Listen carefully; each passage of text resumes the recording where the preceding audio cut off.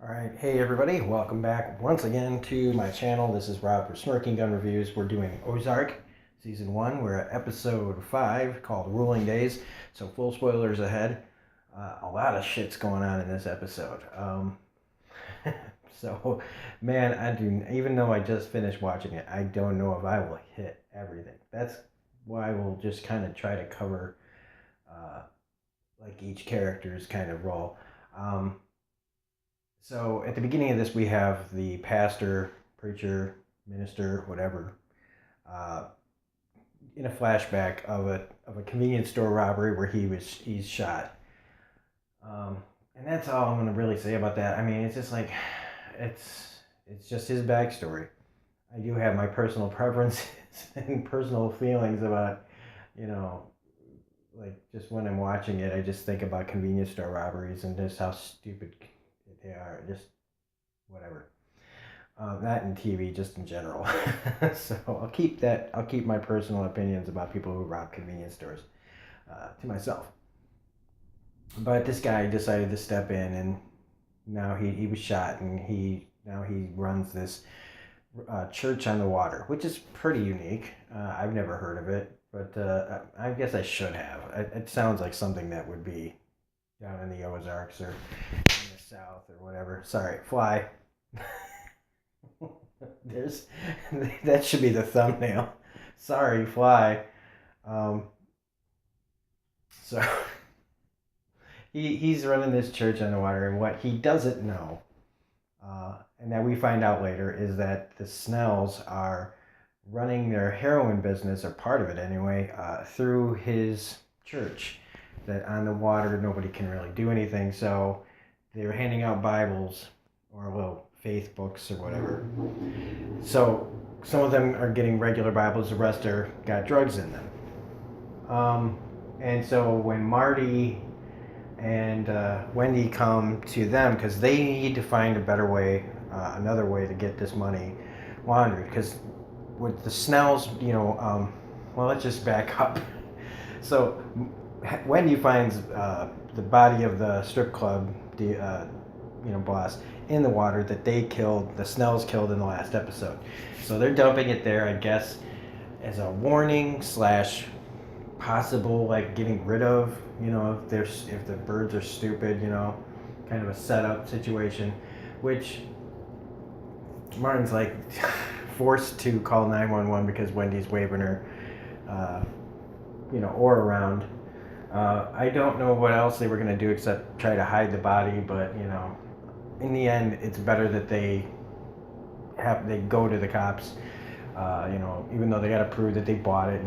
He's like, how stupid would I be to do this? I do like that the cops' answer is there's been better people, bigger people that have come and tried to come here and think they're smarter than us. That whole you think you're better than me mentality.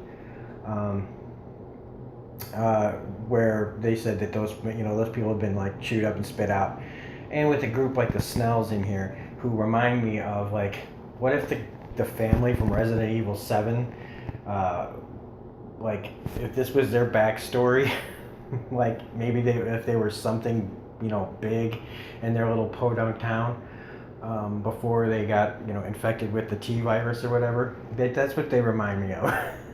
It's a little off topic, but they do. They remind me of, like, these people that maybe had something before they turned into fucking monsters. Anyway, so yeah, better men have been chewed up by this place, and now we get Snell and Marty meeting on the road. Now, if some hillbilly just steps out and is standing in the road, clearly he means you. Like, this doesn't bode well to me. It's like the timing of it all, he just stepping out into the road, knowing where you are, means he's watching you. So it's possible they're the ones that were taking the pictures before and not the FBI. But just, okay, I know you just got rid of one body. Like, you had, one body shows up. But honestly, I mean, I know they can't, but I wish Marty would have just run this guy down. And just run him down. Because you take one look and you go, this guy's gonna be fucking trouble. And if he's ballsy enough to stand in the middle of the road, I probably should just run him down right fucking now. But I know they can't do that for this story, and it doesn't quite make sense. But I was like, shit, just run him over. And yeah, they try to, be neighborly by telling them, hey, would you like to continue doing the business that we were doing through the strip club? Because they have to have that conversation. That way they can, when he says no, they can go, well, we got to take care of this, which they do. They send their token potato-shaped oaf of a guard, that does whatever they want to his house. You don't quite know what they were sending him off to do. But then you see that they've got their poppy field, so that's where that comes up. And for the life of me, I still don't know where the upside down boot and the American flag come from, but whatever. We do get, though, Wendy's lover's son comes to town to get answers from her, so that's just another thorn in their side, her having to explain, he's like, well, so my dad loved you so much more than us, his real family, that when you left, he killed himself. And, it's just another wrinkle that they have to throw in here. There's a lot of wrinkles on this show, and maybe a little too many. I think maybe the show is a little bit too complicated as far as different storylines, trying to juggle them all. Like, how much can one family really have, coming down on them? But whatever. It doesn't take away from the enjoyment that I have when I watch it. Marty and the Blue Cat owner's kind of relationship is interesting. He's open about Wendy's cheating. And she's definitely starting to warm up to Marty a lot more. Speaking of warming up to, Marty giving Ruth a lot of power with the strip club, giving her lots of responsibility and paying her for it and making her feel good is definitely part of one of the greater story arcs of this season, where she starts out one way feeling about Marty, and over the course of the season kind of developing this kind of father-daughter relationship of respect, that Marty's really showing her respect, something that she hasn't really gotten from her family or anybody else really. And that this guy who doesn't have to, who she assumes is just using her, and to some extent he is, but he's a smart businessman. Why would he, why wouldn't he reward her for good work? And that's just something she's not used to, and I really like that thing of the character, changing. Somebody that, is planning on killing him is possibly having a change of heart. We have Jonah and the old guy Buddy hanging out, shooting guns, which, Jonah's really worried about his family's safety, so we start to see him placing guns in specific areas in the house, outside. And he's right to do so, and I guess in a way, because that big oaf ends up at their house taking pictures. And we get that kind of tense moment of will the kid find him? Will we have to have one of those scenes of, give me the gun, kid, where the kid just stands there and then gets the gun taken away from him and that kind of shit. But they don't do that here. He does leave because there's a honk at the door.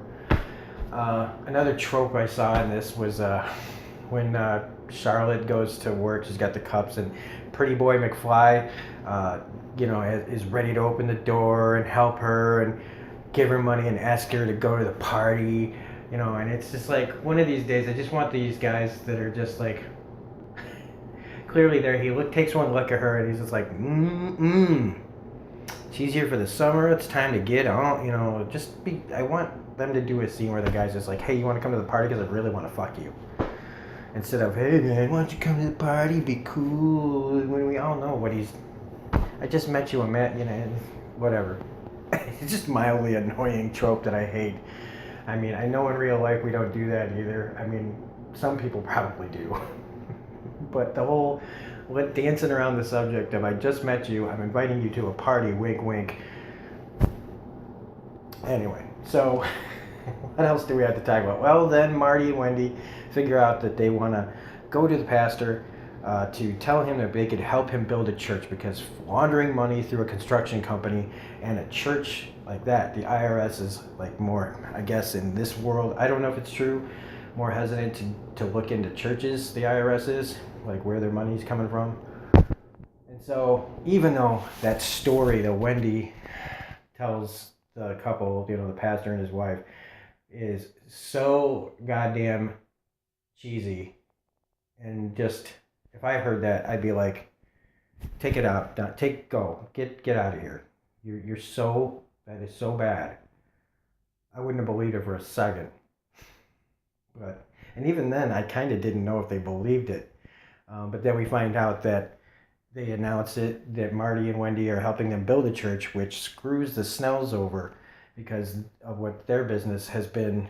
Unbeknownst to the pastor, I believe, they've been moving drugs through their church. So, potato shaped guy is like, uh-oh. Because now if the church is off the water, now they got a distribution problem, which the Snells are not going to like. And we know where this is all headed, but it's a fun ride watching all these complications occur. And I think that pretty much covers it. Oh yeah, Roy and Ruth's brother. Okay, I'm not a faggot, and then they fuck. It's one of those storylines. I hate to use that language. There's some words that I just don't like to use, and that's one of them. And just, the whole, I don't know. This guy's getting in close with this guy, but he's also just such a weird, the FBI agent, such a weirdo. And I guess, you can't get much deeper undercover than that. So he's in close with them. I also like Wyatt and Charlotte hanging out. Instead of going to that party, she's hanging out with Wyatt, who's a pretty well-read kid, even though he's a bit of a criminal, bit of a juvenile delinquent. No, he's a straight-up juvenile delinquent, but he's smarter than his brothers and the rest of his family, except Ruth. Him and Ruth are probably on different levels. Like he's book smart, she's street smart. She might be a little book smart too. I don't know. But anyway, I think that's about it. It's a pretty decent episode, and again, if I'm forgetting anything, I apologize. It's just there's so many moving parts at this point. It's hard to keep them all like in your head. Ruling Days was the title of this, so I mean it had to do with whether or not they would be making money if the rain didn't stop. But as we can see by the end, the weather turned, and it looks like money's coming in. And through the strip club, they made like 80 grand. It did like Ruth stepping up and beating up that one girl for talking shit, kind of establishing dominance and showing confidence in what she's doing. So anyway, that's about it. It's another great episode, like I said. So if you like this episode, please, this video, whatever it is, please hit the like button, comment, share, subscribe, all that jazz. So this is Robert Smirking Gun Review saying we'll see you on the next episode. I might have another one up today. I don't know. Otherwise, you can check out all the other stuff that's on the channel, like my Deadpool 2, the Castle Rock's newest episode, Man in the High Castle. A whole bunch of stuff is on here, so you feel free to randomly pick something. I don't know. And we will see you on the next video. See you later. Bye.